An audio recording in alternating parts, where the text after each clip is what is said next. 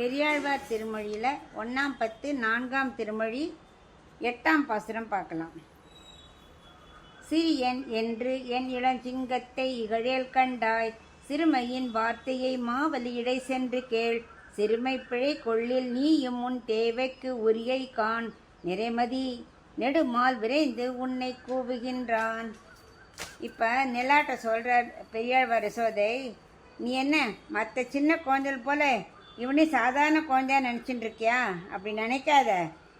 இவ சர்வேஸ்வரனாக்கும். சரி, அப்போ சர்வேஸ்வரன் இருந்தாலும் இப்போ குழந்தையா தானே இருக்கேன்னு நீ ஏதாவது இலக்காரமாக நினைக்காத. என்ன செய்ய முடியும்னாலும் நீ நினைக்கிற. முன்னாடி உலகம் உண்டான், வயிற்றில் வச்சு ரட்சித்தார், எல்லாம் தெரியும். ஆனால் இப்போ குழந்தை தானே அப்படின்னு நீ நினைக்காத. எப்போவுமே சிறியவனாக இருந்தாலும் சிங்கம், இளஞ்சிங்கம் இவன். எப்போவுமே சிங்கம் குட்டியாக இருந்தாலும் அதுக்குள்ளே வீரியம் குறையவே குறையாது. அது மாதிரி இவன் என்னோட இளம் சிங்கம்.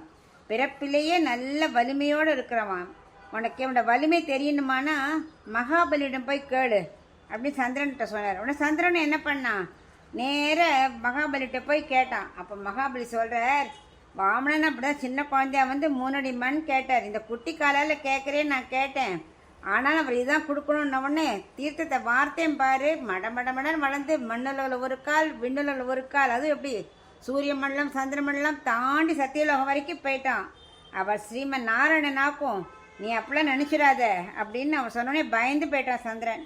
என்ன பண்ணான், உடனே பெரிய வசதிட்ட மன்னிப்பு கேட்குறான். அப்போ அவர் சொல்கிறார், நீ பகவானுக்கு கைங்கரம் செய்யும் தகுதியை இப்போ புரிஞ்சுண்டா போகிறோம். அம்மா பெருமாள்லாம் உடனே மன்னிச்சிருவார். முழுமதி சந்திரனே, நீ இப்போ ஞானம் வந்துடுது இல்லையா, நீ ரொம்ப ரொம்ப உயர்ந்தவன் ஆயிட்டாய். இப்போ உன்னை அன்போடு கூப்பிடுகிறான் கண்ணன். இப்போ விரைந்து வா அப்படின்னு பெரியாழ்வார் யசோதை கண்ணனை வான்னு சந்திரனை கூப்பிடுறார்.